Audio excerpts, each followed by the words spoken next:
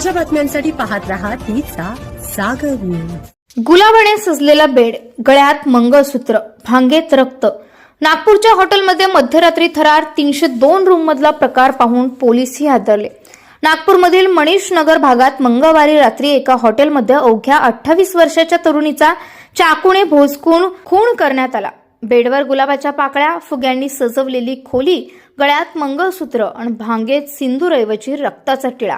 हा सगळा प्रसंग एखाद्या चित्रपटातील वाटत असला तरी हा प्रसंग चित्रपटातील नाही। हा प्रसंग नागपुरातील एका हॉटेलमधील आहे। इथे एका तरुण आणि तरुणीने रूम घेतली होती। याच रूममध्ये एक खुनी थरार घडला। मध्यरात्री अचानक रूम मधून जेव्हा किंचाळण्याचा आवाज ऐकू आला तेव्हा घटनास्थळी धावत आलेले हॉटेलचे कर्मचारी आणि पोलिसांनी हा प्रकार पाहिला आणि त्यांच्या पायाखालची जमीन सरकली। नागपुरातील मनीषनगर भागात मंगळवारी रात्री घडलेल्या या घटनेनं संपूर्ण शहर हादरलं। येथील एका हॉटेलमध्ये अवघ्या 28 वर्षाच्या तरुणीचा चाकूने भोसकून खून करण्यात आला व तिच्यासोबत असलेल्या तरुणाने स्वतःवर वार करून आत्महत्येचा प्रयत्न केला।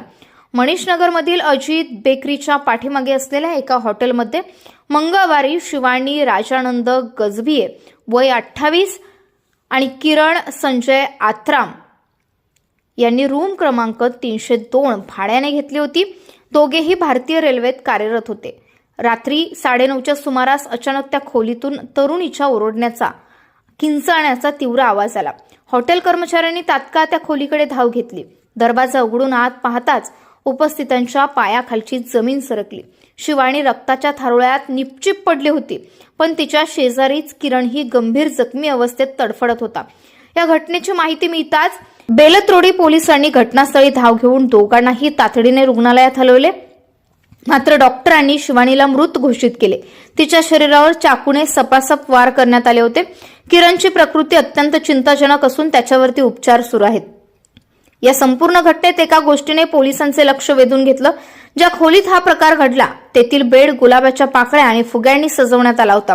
मृत शिवानीच्या गळ्यात मंगळसूत्र होतं आणि तिच्या भांगेत कुंकवाऐवजी स्वतःचं रक्त लावून किरणने आत्महत्येचा प्रयत्न केला असावा असा प्राथमिक अंदाज पोलिसांनी व्यक्त केला आहे। दोघांमध्ये लग्नाच्या मुद्द्यावरून वाद सुरू असल्याची चर्चा आहे। हा वाद मिटवण्यासाठी अथवा एकत्र वेळ घालवण्यासाठी दोघे हॉटेलमध्ये गेले असावेत। मात्र वाद विकोपाला गेल्यावर किरणने सोबत आणलेल्या चाकूने शिवानीचा गळा व शरीरावर वार करून तिची हत्या केली असावी असा संशय आहे। हा हल्ला पूर्वनियोजित होता का? किरणने चाकू आधीच सोबत आणला होता का? आणि सजावट कोणी केली होती?